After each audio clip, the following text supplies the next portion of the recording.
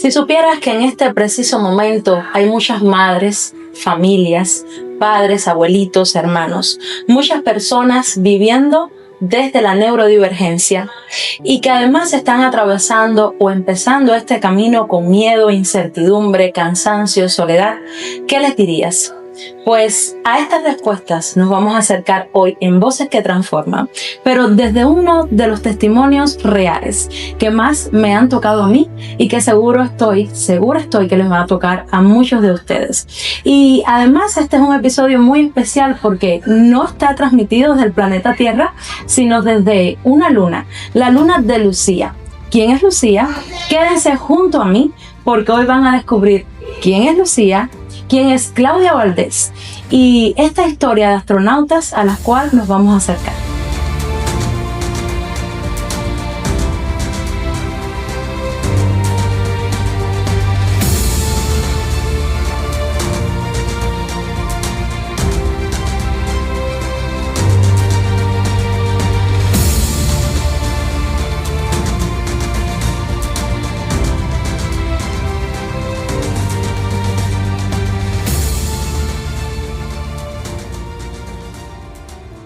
Bienvenida a Voces que Transforma, la actriz, escritora y activista social Claudia Valdés. ¿Cómo estás? Claudia, desde que Claudia vive en la Florida, llegó hoy aquí a Arizona, Phoenix.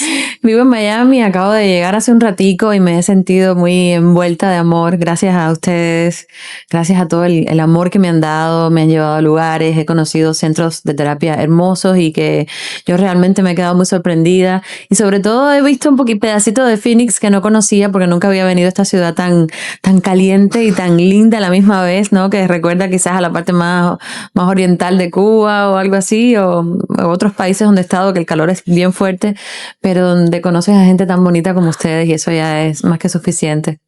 Qué bien, qué hermoso. Nosotros estamos tan contentos de que estés acá y además porque sabemos que ha sido unos meses de trabajo para poder lograr lo que va a suceder acá en la ciudad de Phoenix. Hoy, 6 de agosto, que estamos grabando este podcast, por supuesto usted lo estará viendo ya pasada esta fecha. Sí. Pero Claudia, siempre inicio este diálogo, como me gusta llamarlo, pues presentando a la persona, quién es, a qué se dedica y tal. Pero luego de haber leído tu libro, Mi hija es astronauta, que es motivo sobre todo de que estemos hoy acá sentadas, yo leía pues esta metáfora que usabas mucho del fosforito, ¿no? De traigo un fosforito para que todos lo tengan. Y me gustó mucho porque representa luz. Y sabemos que este programa propiamente, ABS Community como proyecto y futura fundación, y tú misma, pues lo que intentamos es ser ese fosforito, ¿verdad? Sí. Para atravesar el túnel de la vida, que a veces sí que puede ser bien oscuro, pero también puede estar lleno de mucha esperanza y esa luz que yo no me gusta verla al final, me gusta verla que está como los fosforitos todo el tiempo en cada lugar que vamos transitando. Claudia, en el prólogo de tu libro, escrito por Alexio Valdés, el papá de Lucía, ahora van a saber quién es Lucía, ella dice, o sea, se titula No te rindas, ¿ya? Yo quisiera que tú, para las personas que ahora mismo pudieran estar conectadas y ver al menos este inicio del programa, les dijeras a las personas por qué desde tu experiencia les dirías no te rindas. Bueno, primero porque hay un ser humano pequeñito o 2 o 3 que dependen de ti, entonces ya no vas solo en el camino pensando en el proceso que estás atravesando tú, sino en el proceso por el que está atravesando tu hijo. Entonces ya no, si tú te quieres rendir por ti está bien, ¿no? Pero cuando tienes a niños que están implicados en ese proceso, pues entonces no te rindas por ellos. Sí, porque en la vida nada es lo que parece. Todo empieza siendo a lo mejor de un color y termina fundiéndose con otros colores y degrada a otras tonalidades y todo cambia, ¿no? Todo puede cambiar de un día a otro, de un año a otro, de una terapia a otra. Entonces, si te rindes hoy mismo, no le vas a dar la posibilidad ni a ti, ni a tu niño, ni a la familia que está envuelta dentro de ese proceso a ver los cambios productivos y positivos que vas a tener en ese camino que te espera, ¿no? Entonces, pues no te rindas porque vale la pena esperar unos añitos y ver el progreso que va a tener tu niño si haces lo correcto en ese proceso. Hay muchas razones para no rendirse, pero lo más importante es mirar al frente y ver a tu niño con esos ojitos y decir, sabes, te tengo que acompañar y por ti no me voy a rendir. Si es que no tienes más ninguna otra razón para seguir luchando en la vida, ¿no? Que también pasa y también es válido, porque a veces como nos flagelamos mucho siendo injustos con nosotros y nos empujamos y nos ponemos como en competencia con otros y soy mejor mamá o soy peor papá y al final eso no es lo importante es que tú estás intentando hacer lo mejor que puedes con lo que la vida te ha dado y ya eso es un momento de ganancia para ti como ser humano, como papá, como familia, ¿no? Como ente de la sociedad. Así es, muy bien, ya podemos acabar este podcast con una lección, pero no, hay mucho de qué conversar. Miren, siempre cuando las personas pues se presentan, yo siempre digo el nombre, ¿no? Y ya las personas me empiezan a decir por su profesión y tal. Pero yo quiero que tú inicies presentándote a partir de esta idea. En tu libro dices que tú eres madre de un astronauta, te defines así. Sí. Y ya sí creo que sería pues muy oportuno que nos digas por qué te consideras madre de un astronauta, para los que no tienen ni idea de qué estamos hablando aquí, y dirán, pero bueno, es que ella, no sé, ella está en la NASA trabajando, ¿qué es lo que pasa a su hija? Muy alejada de eso, soy malísima en física, matemática, todas esas cosas, así que... Pero, a ver, Claudia, cuéntanos. Mi libro, yo escribí un libro que se titula Mi hija es astronauta, que yo siempre digo que fue como una suerte de terapia para mí misma, que después se convirtió en una terapia grupal y en una terapia ya nacional e internacional y después ya en una obra de teatro. Pero lo escribo como un comienzo de terapia para mí como mamá. Y mi justificación para entender por qué Lucía se quedaba con la mirada tan perdida, porque ella tuvo muy poco contacto visual cuando era pequeña, ya lo ha mejorado mucho, pero al principio era complicado que te mirara a los ojos o se quedaba así como mirando al infinito, qué sé yo, mucho tiempo perdida. Y yo, como mamá al fin, que quise buscar siempre una justificación positiva a esa mirada de ella, ¿no? Entonces, en vez de pensar que no estaba entendiendo algo, me dio por imaginar que a lo mejor en ese momento ella estaba saltando por entre los astros, las estrellas, viajando por el cosmos, y era una manera de relief para mí, como de alivio para mí, ¿no? De justificar esa actitud de Lucía que yo en ese momento no entendía. Y entonces decidí ponerle, también jugando un poco con la palabra autismo, astronauta, ¿no? Jugando con esa A, decidí pensar que era un astronauta que a cada rato me daba el privilegio de bajar a la Tierra. No es que ella estaba en la Tierra todo el tiempo y viajaba arriba, no. A cada rato ella me daba el privilegio a mí de bajar, venir a este sistema terrícola básico en que vivimos nosotras, las personas neurodivergentes o típicas, que con un mundo tan complicado y con tanta gente que se juzga, y en el de ella no hay nada de eso. Entonces, no sé, siento que me justifico mejor en mi corazón su actitud, sintiendo que ella está ahí arriba en el cosmos volando y siendo feliz, que intentando traerla a mi mundo, ¿no? Creo que es eso. Sí, creo que es una interpretación que yo lo veo más allá de una metáfora, ¿sabes? Obviamente tú lo iniciaste, ¿no? A concebir en tu mente y tal, como una metáfora, sí. Pero quién sabe, ¿no? Sí. Hay mucho misterio todavía alrededor de la neurodivergencia y bueno, del autismo propiamente, pues la niña Lucía, ¿verdad? Recuerdan que les dije que íbamos a estar en la luna de Lucía y no es por gusto, es porque este podcast trata hoy de un testimonio, pero un testimonio que lo importante es en el que puede verse identificado tantas personas, pero yo digo que además cuando convertimos en arte en ese sentido de la palabra, de eso que nos une, de eso que muestra lo más hermoso de nosotros y lo más profundo también, pues es grandioso, ¿no? Sí. Y está lleno pues de todo lo magnánime que puede tener el arte, y así es el libro de Claudia, que fue escrito en el 2023, publicado, ¿verdad? Sí, fue publicado en ese año. Y fue publicado también sin ninguna pretensión. De hecho, ya te digo, yo nunca pretendí escribir un libro ni que fuera algo que leyera mucha gente, y mucho menos escribir una obra de teatro. Yo creo que todo ese proceso se fue dando poco a poco. Ay, no sé si de la mano de Dios o de la mano de alguna energía que me hacía como ir hacia ese camino que no escogí yo, obviamente, ¿no? No te voy a mentir, yo no escogí un camino así. No porque no hubiera estado dentro de una posibilidad, sino porque nunca me imaginé que yo podría ser una voz de algo, ¿no? Por eso siento como que Lucía vino a mi vida para mostrarme un propósito de vida que yo no tenía. Y cuando uno tiene un propósito de vida, uno tiene ganas de vivir. Cuando tienes ganas de vivir, todo se colorea diferente. Por eso yo creo que la gente que está pasando por depresiones o procesos de negación o separaciones o diagnósticos, el que sea, necesita un propósito más grande que ese diagnóstico para enfrentarlo y atravesarlo, porque es muy difícil, es muy complicado que a tu vida llegue algo que tú no esperas, que no conoces, que no sabes cómo va a terminar, que no sabes cuál es el proceso por el que tienes que pasar, que de momento hoy está bien y mañana está mal. Es muy complicado llevar eso y llevarlo con una sonrisa todo el tiempo y además llevándole amor y risas a todo el mundo sin que tú te rompas por dentro, ¿no? No es fácil y no es real tampoco. O sea, no, a mí no me gusta como idealizar el mundo del autismo, no me gusta. Respeto mucho a los papás que sienten que cada niño es especial, pero respeto mucho a los padres también que sienten que tienen niños que son genios, pero los niños autistas no son solamente genios, son niños que tienen muchas capacidades para muchas cosas y muchas discapacidades para otras, y entender eso es lo que nos va a hacer trabajar más rápido en lo que cada niño necesite, ¿no? Así es. Y nada, me has llevado a la próxima idea que quería pues debatir aquí contigo, porque obvio yo no les voy a hablar mucho del libro. Ya saben que es un testimonio y ya saben que pues la obra de teatro se basa en él. Yo quiero hablar de las ideas que me impactaron muchísimo y que creo que todo el mundo puede llevarse pues mucha enseñanza con ella a casa, ¿verdad?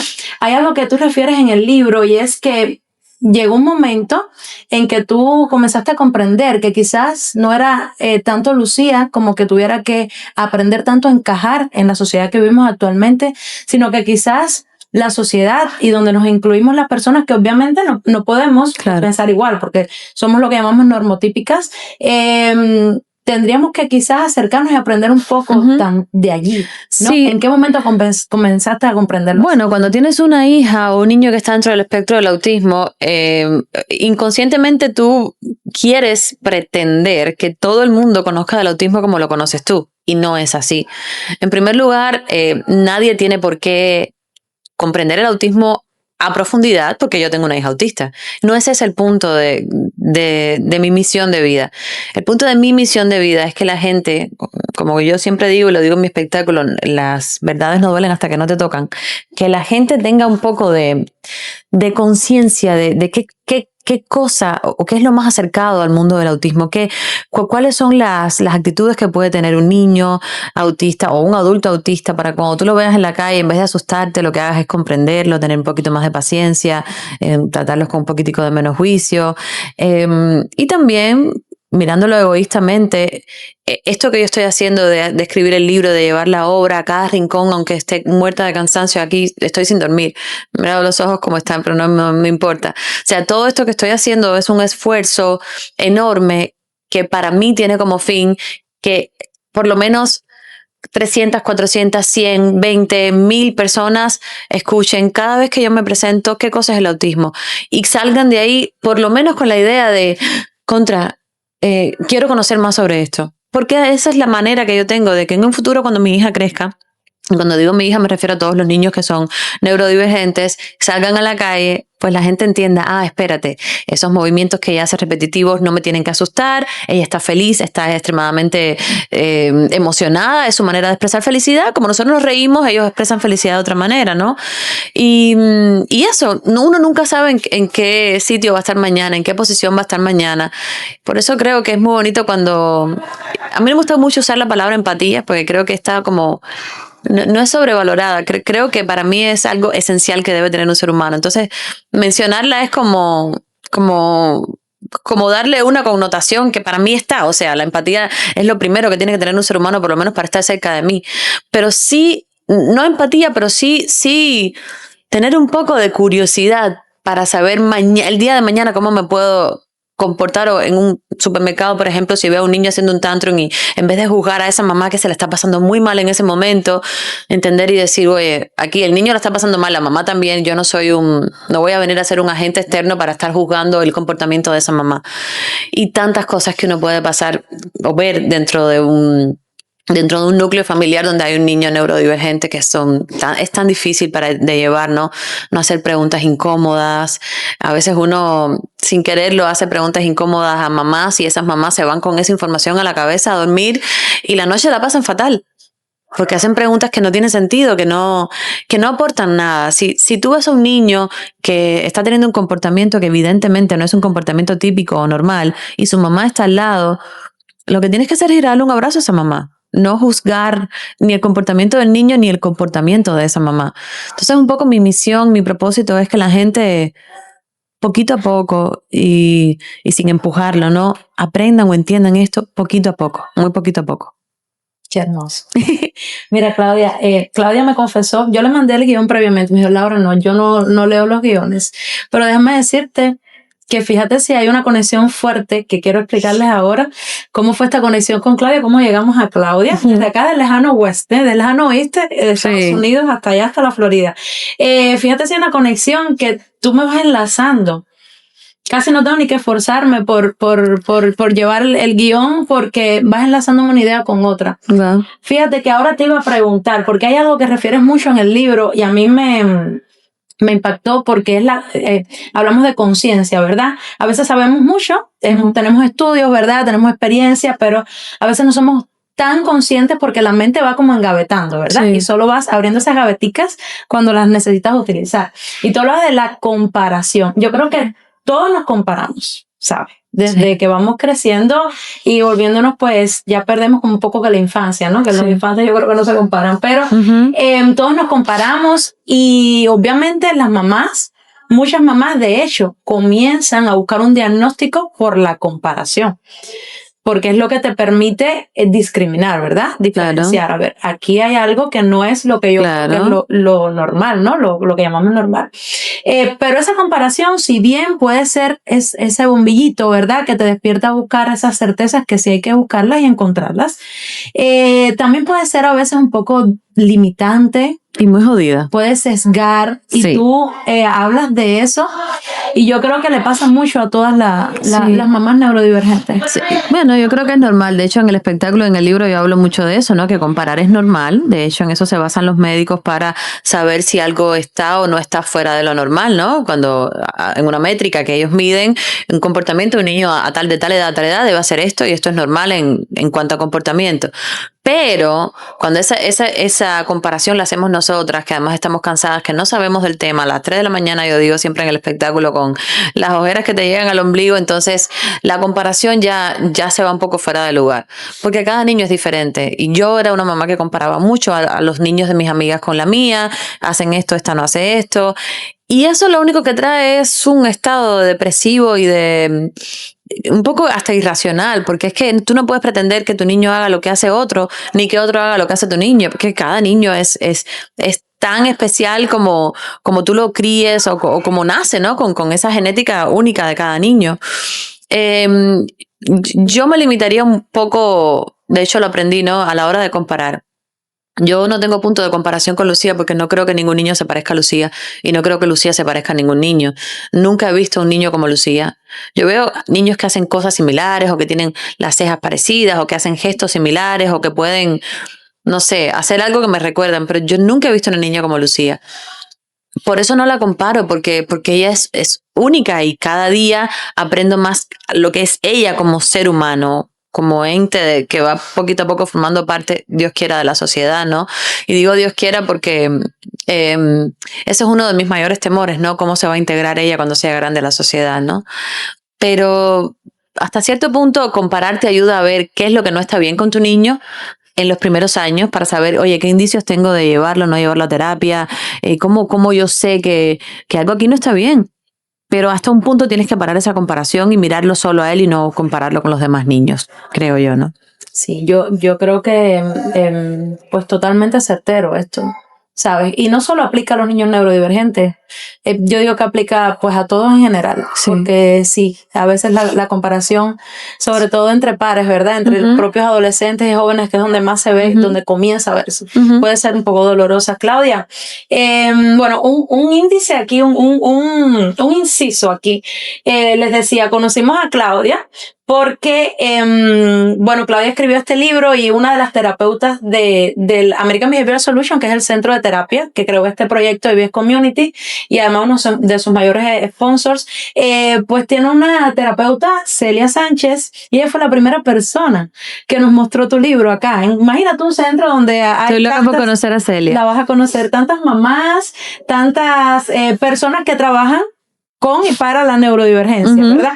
Y entonces ella trajo tu libro y en algún momento pues se habló acá, en ese momento pues nada de esto existía, se habló de en algún momento conocerte a ti y traerte acá al centro. No existía, yo creo que tú no habías concebido la obra de teatro todavía, porque te digo que fue en el 23. Sí, la obra es recién hecha hace pocos meses, o sea, ni se pensaba que al final, pues el hilo conductor ha sido traerte acá, y además fue como logramos conectar, porque entonces Cristina Martínez, quien es una de las dueñas de la agencia y además es la fundadora de este hermoso proyecto y presidenta, va a ver tu obra cuando la estrenas este año, y casualmente estábamos publicando el primer libro, estamos en el proceso de edición del primer libro del proyecto de IBS Community, que está haciendo toda una colección de libros terapéuticos y se llama Un día a la vez. Y como mi tatuaje, sí. Está pues apreciando tu obra, tú lo mencionas en el escenario y Cristina dice, no, pero tengo que decirle que hoy está saliendo, o sea, hoy nació ese libro. Sí.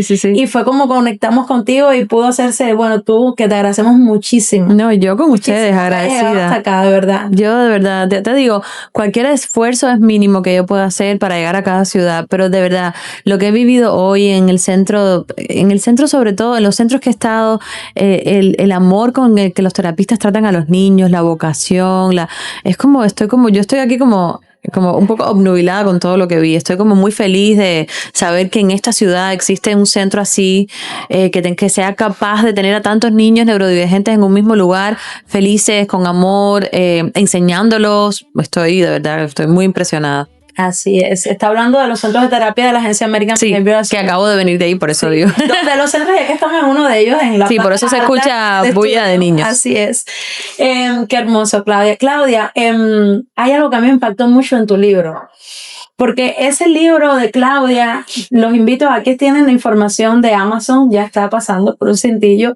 Yo los invito a todos, no tiene que ser neurodivergente. Después que lo leí, a todas las personas que se lo he recomendado, casi a todas las que conozco, les he dicho, miren, esto es una obra profundamente humana. Ay, Dios mío. No, te lo digo en serio. Yo soy ávida de la lectura, he leído mucho. Yo también. Mucho los clásicos. Y te digo que tu obra es hermosa, profesional y necesaria, de verdad. Gracias. Tiene una sencillez del lenguaje y tiene una profundidad humana allí que todas las personas deberán leer ese libro. Así como El Principito, yo lo sugiero mucho porque mira, pasa que con tu testimonio se ve mucho, y es la pregunta que te voy a hacer ahora.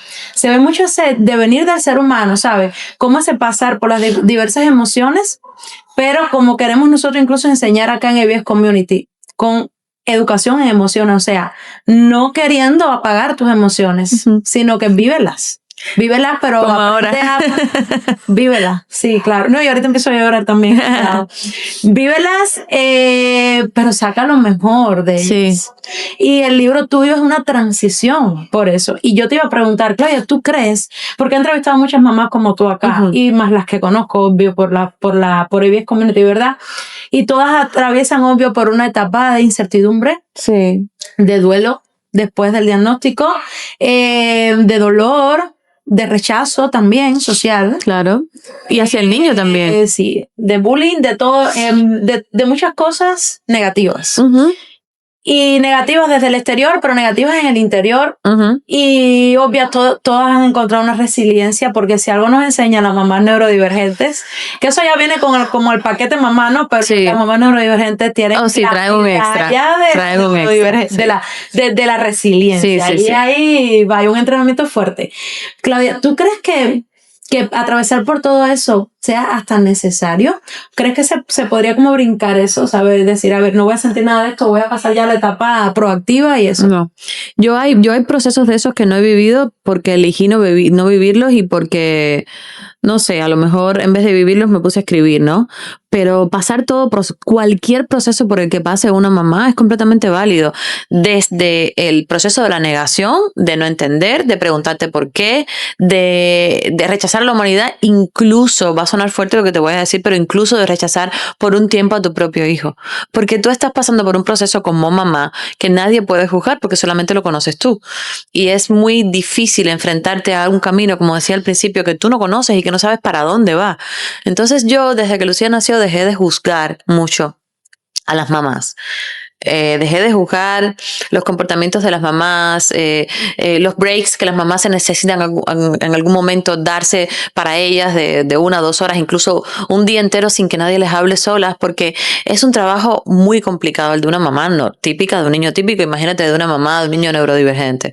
Es complejo, pero yo sí creo que las emociones es importante no bordearlas, sino atravesarlas, porque si no vas como cargándote de una cosa que en algún momento de la vida te va a salir, ¿no?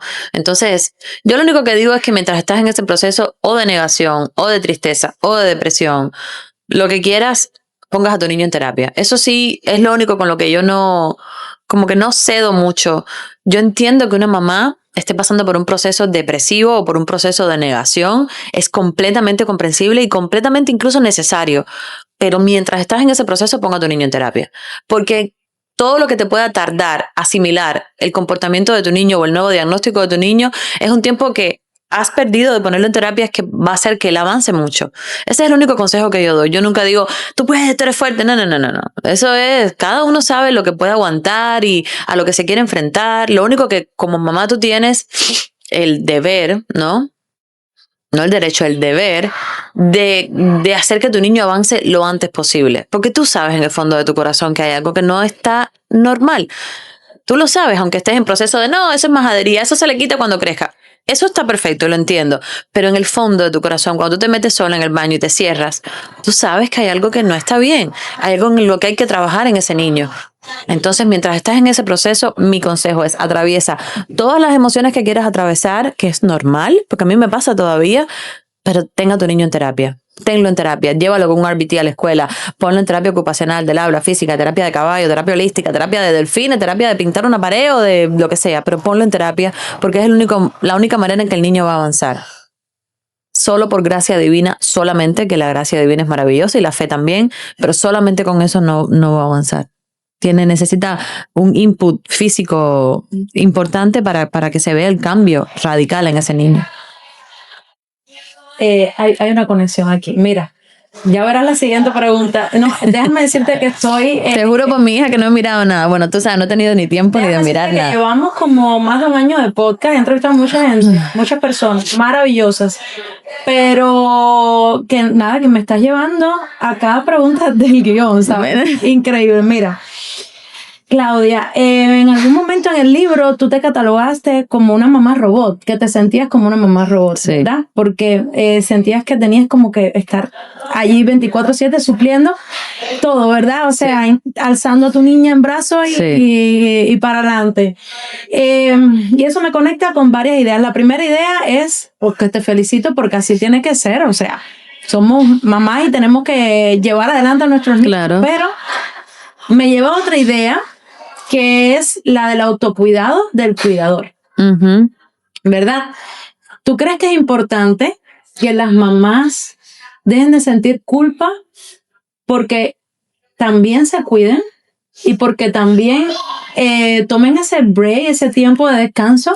Sumamente de lo más importante, aparte de poner al niño en terapia, que tiene que hacer una mamá, no de un niño neurodivergente, de cualquier niño, es ponerse en primer lugar ella. Porque si no, ese niño o esa niña, tenga o no tenga un diagnóstico, va a crecer con una mamá abnegadísima, la mejor mamá del mundo, la más entregada, pero que no es feliz por dentro.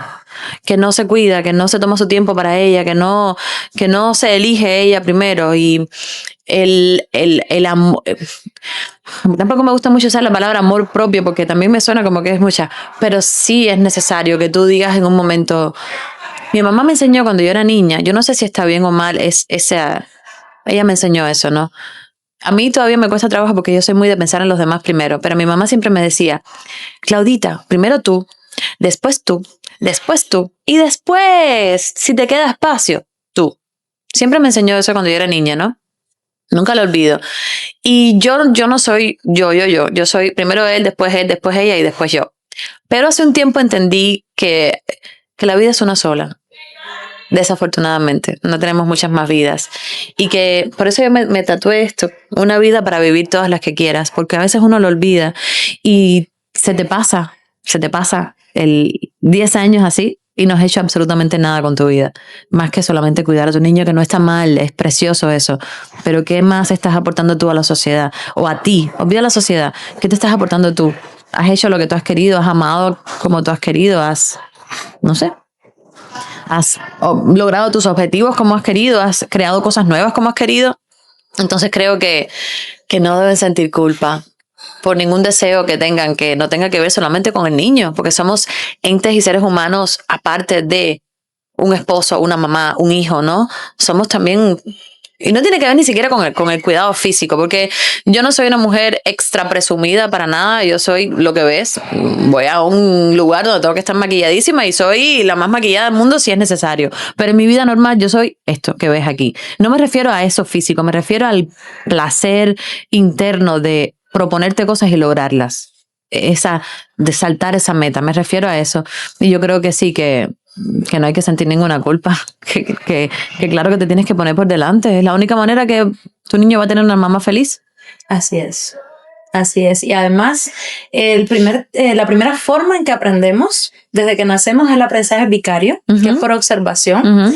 Y todo lo que tú seas y cómo te proyectes es en gran medida lo que van a hacer tus niños. Yo creo que uno a veces rompe con eso que vio en el pasado, y uno decide ser completamente diferente a esa enseñanza que te dieron, ¿no? Que también es válido.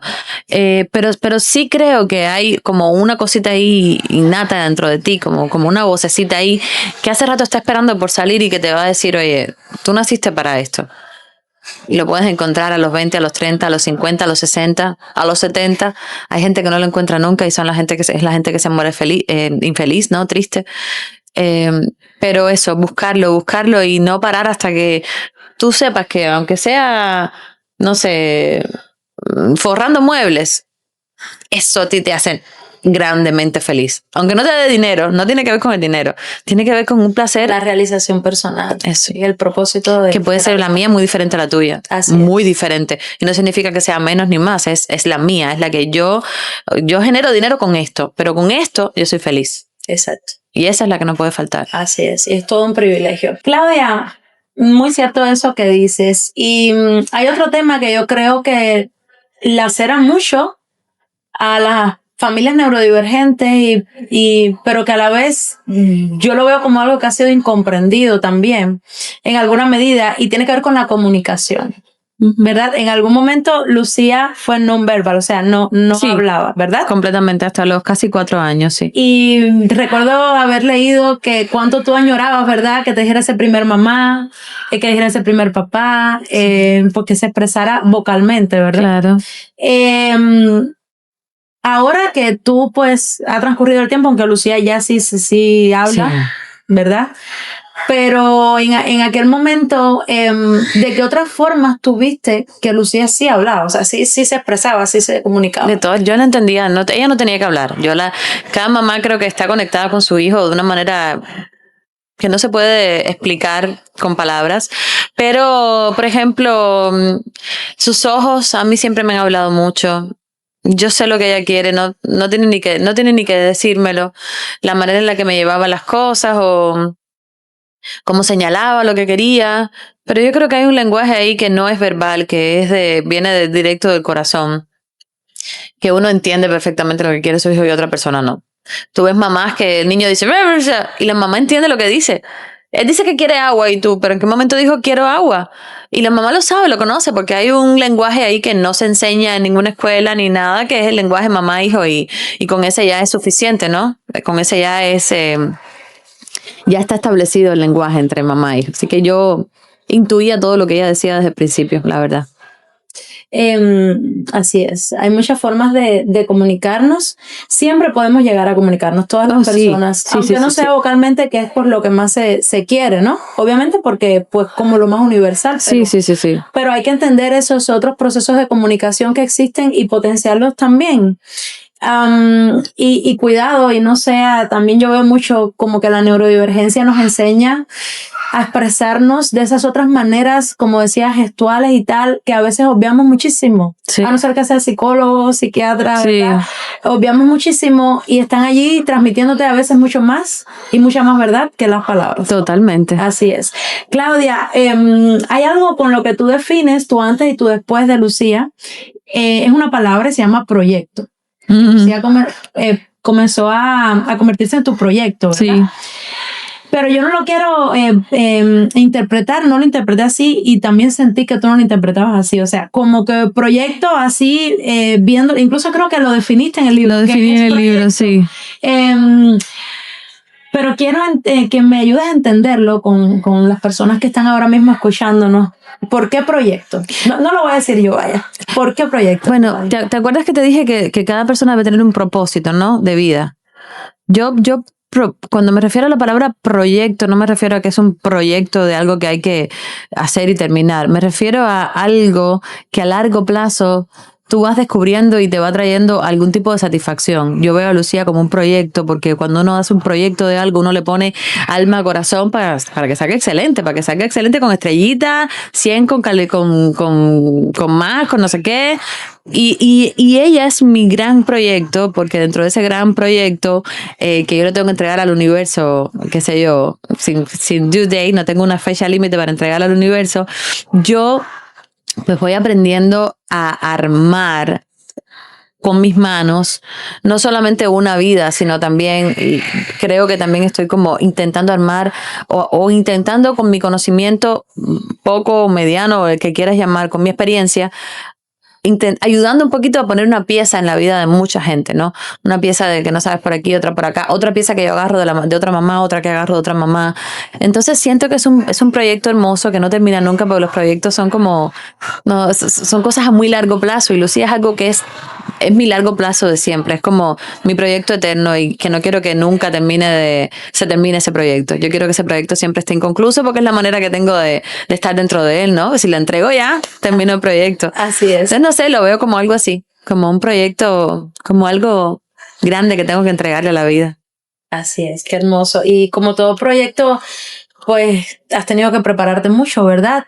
Investigar, estudiar, Sí. aceptar apoyo, buscar apoyo. Uh-huh. Háblame de la importancia de no quedarnos desde el desconocimiento, de buscar. Mira, yo creo que eso es una lección, como tú eliges leer y yo elijo leer mucho. Hay personas que no tienen un libro en su casa, y eso es una elección de cada uno en la que yo no me meto, ¿no? Si me pides un consejo, sí te diría que sería maravilloso que parte del tiempo que tengas lo emplees en buscar información sobre qué cosas pueden ayudar a que tu niño avance dentro del espectro del autismo. Pero ya como a estas alturas de mi vida, no creo que sea una imposición. Yo creo que cada persona, en cierto modo, sabe lo que tiene que hacer, lo que a veces no lo hace. Si tú tienes un niño que tiene unas condiciones diferentes o un diagnóstico específico, pues obviamente lo que tienes que hacer es buscar información sobre eso. La información justa, no toda la información, porque toda la información te va a abrumar, porque hay muchos niños que en comparación con el tuyo no tienen las mismas cosas. Entonces, la información justa, ¿dónde empiezo? Dejarte guiar, buscar, leer, qué mamá está en una situación similar a la mía, qué terapia sirve, qué centro me puede ayudar, qué ayudas extras hay para mí como mamá. Esas cosas, ¿no? Creo que sí, sería mi consejo, pero como sentir como que es un deber de todo padre informarse, bueno, no es un deber, yo creo que es algo que no hay ni que pensarlo, ¿no? Pero creo que es una elección también, y sería muy buena elección que elijan saber más, por supuesto. Claro, pero ciertamente desde tu experiencia, ¿crees que ha sido vital? Totalmente. Yo podría haber vivido eso desde el desconocimiento total o desde un poquitico de preparación, que la preparación me la dio nada. Leer, investigar, buscar, ver muchas películas del autismo, muchas. Hay mucho cine, yo veo mucho cine y leo mucho. Hay libros que no les recomiendo que se los lean para nada. Hay un libro que yo incluso me dio deseos de quemarlo porque trataba a los niños autistas como si fueran animales. Y cuando yo leí que había alguien capaz de publicar algo así, y no solamente publicado, sino que hay una editorial que se preste para publicar un libro así, pues yo dije, estamos mal. Pero también dije, mira, esto existe, pues esto no lo leo. Por eso te digo, la información justa, no la información sobre información, porque es demasiado a veces. Y hay cosas que tú no necesitas leer. Sí, para nada. Me acabas de recordar, una mamá que hace muy poco me escribió y me decía eso, me decía, mira, cuando hacen muy poco tiempo que me diagnosticaron a mi niño, empecé a buscar mucha información en redes sociales y tal, y veía mucha información, me decían negativa, algo que me asombró porque sí hay mucha información pues buena hoy en día. Me decía, vi mucha información que no me convencía. Y ella me escribe porque me dice, y en los podcasts, empecé a ver los podcasts de VS Community y los vi en bucle. ¿Sabes que me acosté a las 3? El mensaje empezaba diciendo, no me has dejado descansar. Y yo, ay Dios mío, ¿qué le hice yo? ¿Quién es esta persona? Y era porque no había podido dormir. Dice que había visto un podcast detrás de otro, porque obviamente pues veía, ¿verdad? Voces, incluso a veces no profesionales, porque ya te digo, que las mamás también. Es que esas son las más importantes. Yo respeto las voces profesionales, por supuesto, pero para mí las más importantes son las de las mamás. Las de otra mamá que yo me siento y que escucha, mira, pasó por esto otro, esta fue la solución que buscó, no encontró solución para tal cosa. Esas son las voces que a mí me interesan escuchar. Un neurólogo, un pediatra, sí, saben mucho del tema, sí, pero no implican el corazón como lo implica una mamá. Sí, también. Los médicos de Lucía son maravillosos y son, el corazón, el riñón lo ponen. Pero, ¿entiendes lo que te quiero decir? Esa parte cálida de mamá, esa es la que me gusta escuchar a mí. Sí, así es. Hay una psicóloga que trabaja mucho acá con nosotros en el proyecto de entrenamiento grupal a padres de la agencia American Behavioral Solutions, que siempre dice que sigan su instinto a las mamás. O sea, que a veces, pero yo digo que es de parte y parte. Como tú decías, también busquen la ayuda, busquen la persona que ha estudiado eso, que sabe que les puede guiar también un poco. Y yo lo he vivido acá mucho en el set, con por ejemplo especialistas en trauma, que te hablan de la ansiedad, del estrés, porque es como ese descubrir tu mente, ¿sabes? Y es un despertar ahora que hay, yo digo, en estos tiempos hay muchos podcasts sobre eso, crecimiento personal y tal. Claudia, hay una frase que es la que más me ha gustado de tu libro, que dice, nunca dejes que te digan que puede o no hacer tu hijo. No dejes que nadie lo limite, dale la oportunidad y la confianza. Háblame un poco de eso. O sea, ¿puede un niño autista llegar a hacer todo lo que quiera hacer o su familia le ayude a hacer? Oh, sí, claro. ¿Sí? Claro, es que, vamos de nuevo, ¿en comparación con quién? En comparación con Nicole Kidman, Lucía no va a ser la Nicole Kidman, pero en comparación con ella misma, ella va a ser lo mejor de ella. Entonces, es de nuevo eso, es ¿comparado con qué? ¿Cuál es el punto de comparación que le pones a tu niño? Una niña, esta niña que es como Einstein, que acaba de entrar en la NASA, no, porque esa es una niña súper dotada.